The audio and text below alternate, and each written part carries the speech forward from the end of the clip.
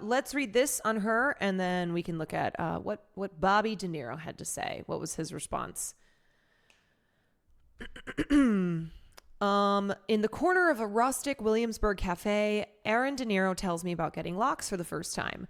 She recites the rhythm of the stylist's deft fingers working through her curls, wash, comb, retwist, wash, comb, retwist. During a visit to Annette Roche's beloved New York City salon, her tender scalp ached as she listened to black women share gossip and make small talk. Hours passed before the loctician, a stylist specifically for locks, tapped her on the shoulder. Her hair was done at last. As she left the salon, she caught a glimpse of her reflection and did not look away. She is gorgeous. The 29-year-old's first appointment at a black hair salon, which she made after seeing Halle Bailey's locks in The Little Mermaid, marks a turning point in her journey towards liberatory gender expression. An aspiring model and voice actor studying to be a mental health counselor, she's taking a break from her daily grind to speak with me about navigating her transition, the entertainment industry, and the media attention that comes with being Robert De Niro's daughter. As she enters the cafe, a cascade of pink locks flow down her back. It just felt right, Airyn said of her locks, which look as weightless and colorful as butterfly wings against her all-black fit. I feel like I'm meant to be doing this.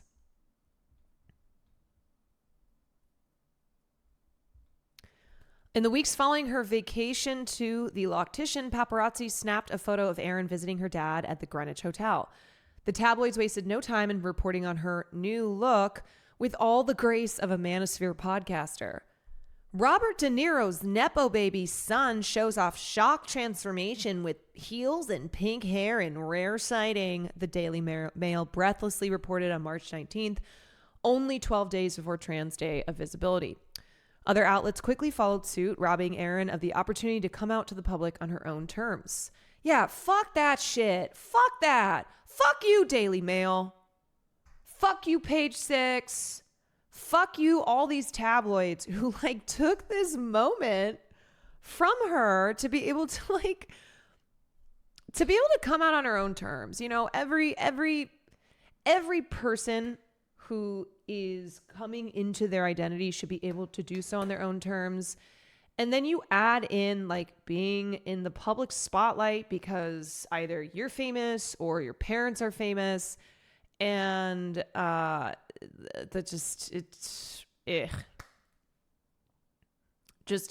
taking that away. The articles called her outfit, which included a knee brace for a dislocation injury that she experienced in January, edgy, rebellious, and barely recognizable compared to her pre-transition public appearances. None of these outlets, Airyn says, reached out to her before publishing their articles. I actually didn't find out about the Daily Mail thing until a week after it was posted, she tells me in her characteristically soft, lilting soprano voice. Out of all that the tabloids got wrong, she says two aspects of their reporting stood out to her. For one, the articles mostly regurgitated facts about her parents and twin brother, but they also called her a Nepo baby despite her low profile and ongoing efforts to gain success independently. She's also working to be a mental health counselor. My mental health counselor, dog. That's my Nepo baby mental health counselor.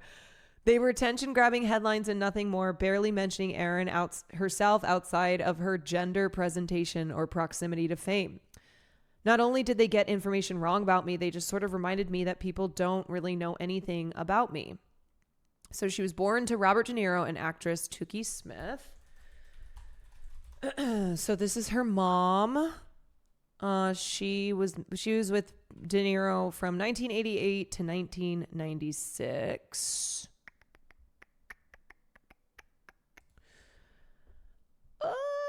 Obviously, no parent is perfect, but I'm grateful that both my parents agreed to keep me out of the limelight. They wanted it very private. They told me that they wanted me to have as much of a normal childhood as possible.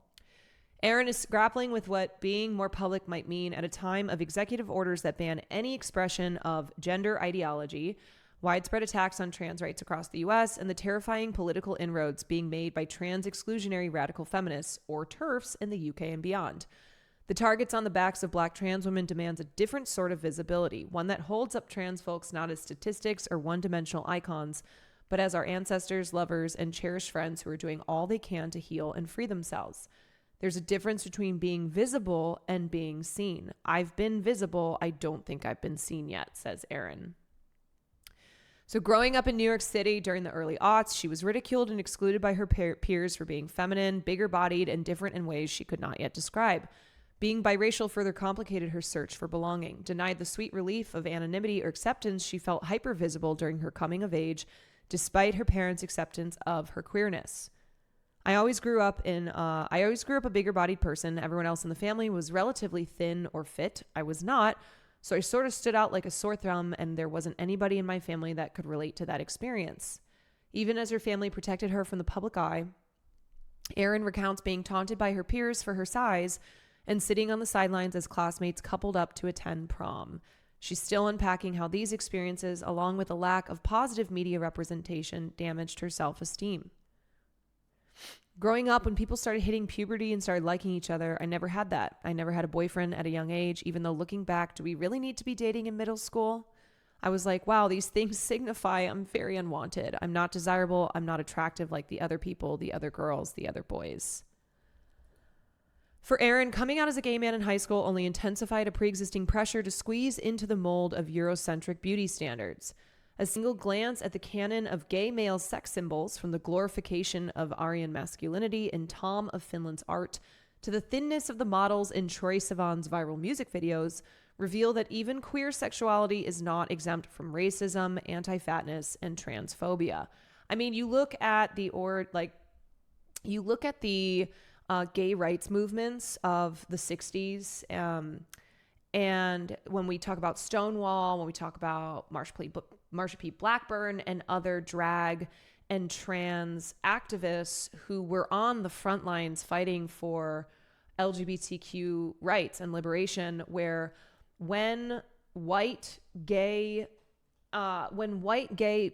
people got involved with protests and got involved with gay liberation movements, they did everything that they could to push Black and brown, trans, non-binary, and drag activists off the scene. Oh my God, did I say Marsha P. Blackburn? Oh my God, I'm so sorry. Marsha P. Johnson, Jesus Christ. Oh my God, Marsha P. Johnson. Marsha Blackburn is a fucking psycho bitch. God. My bad. So anywho, you know what I'm talking about though, where there have been intersectionality issues within LGBTQ protest movements, and often trans, drag, non-binary people being excluded from the from liberation movements, from protests by white, gay, Eurocentric looking, thin, just more so fitting the model of what is more comfortable to the general public, of those who are of the LGBTQ community. Gay men were ruthless and mean. I didn't even fit that beauty standard, which is thin, white, muscular, or just super fit, masculine. Airyn says, I was always told I was too much of something or not enough of something. Too big, not skinny enough. Not black enough, not white enough. Too feminine, not masculine enough. It was never just, you're just right. Just the way you are. While Airyn has been femme presenting since middle school, her decision to begin hormone therapy last November was born out of a desire to maintain the femininity as she got older. Who wants to be an old man, she asks. After seeing successful trans women open up about their transitions, she dared to imagine a similar future for herself, despite feeling like a self-proclaimed late bloomer. Trans women being honest and open, especially in public spaces like social media, and getting to see them in their success, I'm like, you know what? Maybe it's not too late for me, she says of her internal process. Maybe I can start. Embracing Black femininity in particular allows her to escape the limiting walls of desirability politics. I think a big part of my transition is also the influence that Black women have had on me. I think stepping into this new identity while also being more proud of my Blackness makes me feel closer to them in some way.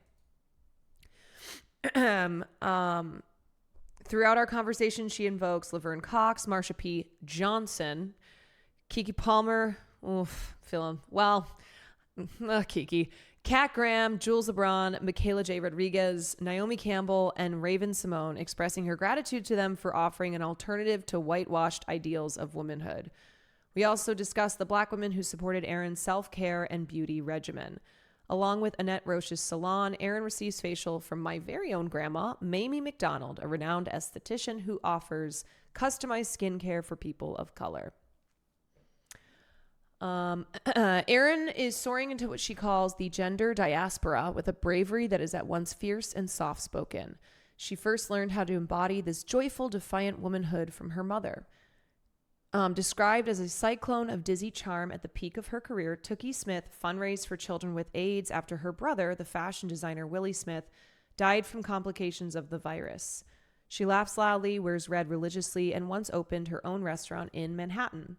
Named by her grandmother after a fictional, energetic red fire engine from a children's song, Tookie imbued her genes into Airyn's full frame and arresting smile, which is how she is exactly how she likes it.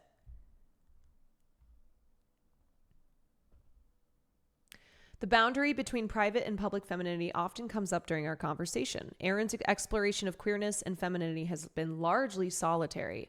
As one of the only out queer people in her family, she's still searching for a friend group that holds space for her intersectional identities and experiences. Her career has been an uphill battle. Professionally, she's dedicated to making a name for herself on her own terms, having spent the last 7 years pursuing voice acting and modeling opportunities. I wasn't brought up having a side part in one of my dad's movies or going to business meetings or attending premieres. My dad was very big on us finding our own path. I would want success to happen on my own merit. Building an acting or modeling career from the ground up is no easy feat, and being trans only makes the process more grueling. In the 256 films analyzed in the 2024 iteration of GLAAD's annual Studio Responsibility Index, trans women made up only 1% of LGBTQ characters. As major studios turn their backs on trans talent, at best ignoring and at worst reversing the so-called transgender tipping point of the mid-2010s, De Niro is not letting up on her dreams. Instead, she's working to join the not-so-underground renaissance of POC, queer, and gender-expansive creatives who are carving out a space for their stories with or without Hollywood approval. And in an era when many famous trans women are thin, passing, blonde-haired, and blue-eyed, Airyn hopes to expand the canon of contemporary icons and it girls. I want queer people of color and bigger-bodied people to have an Alex Consani. I want queer people of color and bigger-bodied people to have a Hunter Schafer. A part of me has always wanted to model and sort of follow my mom's footsteps. If I could be on the cover of Vogue with her or recreating one of her pictures, that would be a dream come true. Okay, blah, blah, blah. But she also is studying to become a mental health counselor. She hopes to build strength and healing in marginalized communities. Given the high rates of suicidality among Black, trans, and non-binary youth, her mission is quite literally a matter of life and death. OG Barlow's, thank you for the 6 months. People of color and queer people definitely need more mental health advocacy and support, so I'm hoping to be able to do that. The field originally was so catered to white, cis, hetero men, what they deem as right or wrong or mentally ill or whatever that is from their lens. It's really beneficial to work with a counselor or mental health professional who can relate to you or intersects with some part of you. I ask Airyn what she wants people to see when they look at her. I wish people saw someone who's trying their hardest to heal from growing up not feeling good about themselves, and in the process of that, trying to make other people feel good about themselves. She's emerging into the public eye not only to expand trans visibility, but to protect queer futures, honor her Black and queer ancestors, and build a world where trans people are truly cared for, not just represented. And then here's what her father, it's the most Robert De Niro, it's like the most Robert De Niro way of speaking. Robert De Niro is showing love and support for his daughter, Airyn De Niro, after she recently came out as transgender. I loved and supported Airyn as my son, and now I love and support Airyn as my daughter. I don't know what the big deal is. I love all my children. It's really that simple. It's like, why the fuck do you care? Ultimately, I've seen some people say that Robert De Niro's acceptance was inevitable and obvious because his dad was gay, but it's not really a given. No, that is not something that is inevitable and obvious. I think it's even more important he's publicly accepting, sadly, being okay with gay people, or even being gay yourself doesn't mean you're okay with trans people. Yeah, like there is this disconnect in thinking that people who are supportive of the gay community are then by that fact going to support the trans community, and that's how we've run into problems, because it's not a given. It's not a given that, okay, you support someone being gay does not then mean that you are going to support someone being trans. A lot of TERFs, a lot of trans exclusionary radical feminists will be like, yeah, I love gay people, and then be super transphobic, right? And, of course there are trans people who are gay, and they'll support loving who you want to love, but they do not support you being who you are. Right? Like embracing the gender identity that you are.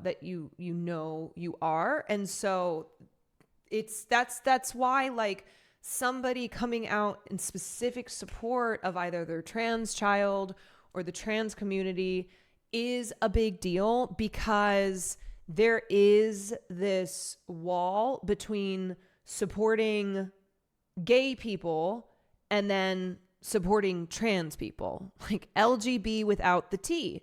And even within the gay community, there are transphobic gay people.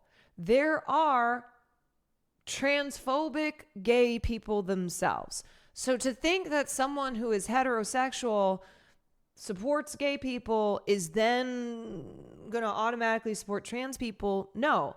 And remember that, like, support of gay rights took a long time to achieve. And right now we are in a moment where trans people are, there's transphobic trans people as well. Trans people are under constant attack. And it is like, I think people also forget, like, how much animosity and opposition there was for a long time to those who identified as gay. And so even though there is wider acceptance now of being gay, there, unfortunately, that is not translating to towards the trans community.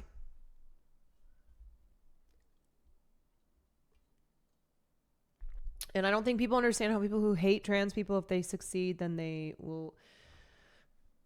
Yeah, I mean, there are definitely groups, Christian fundamentalists, extremists, who their goal is, like, just overall eradication of the LGBTQ community. They don't want them in public at all.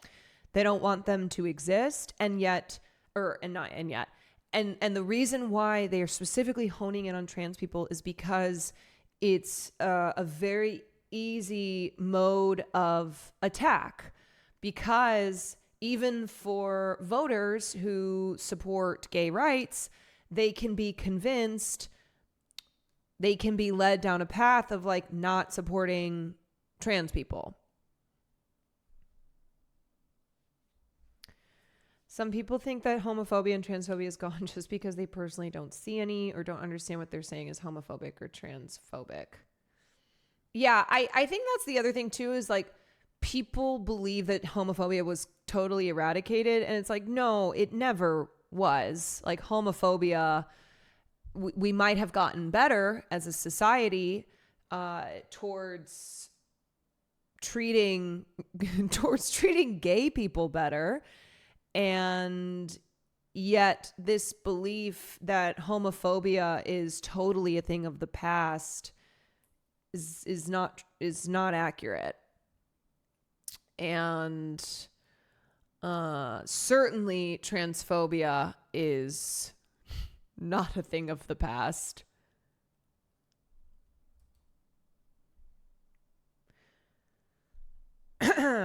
Also, all the anti-trans rhetoric is the homophobic rhetoric of the past. It's made a comeback.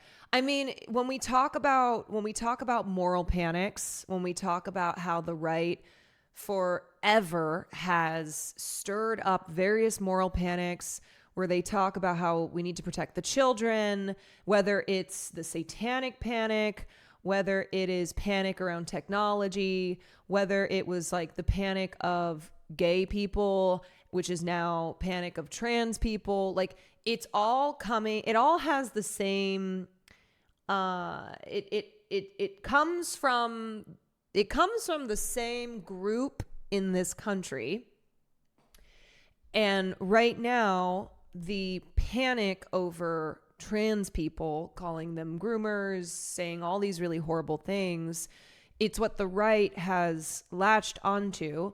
And also, not just the right, but Democrats, Democratic politicians, Democratic voters, who they engage with it in a way where it's more of, and I don't mean just TERFs, but where it's a not, they won't say that they're like necessarily hostile to the trans community, but they will treat trans people as an obstacle to Democrats winning.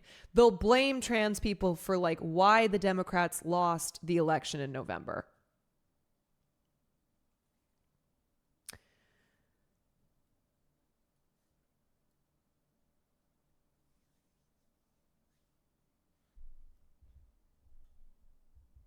Jojo Siwa ended homophobia with the invention of gay pop. Where's Jojo Siwa?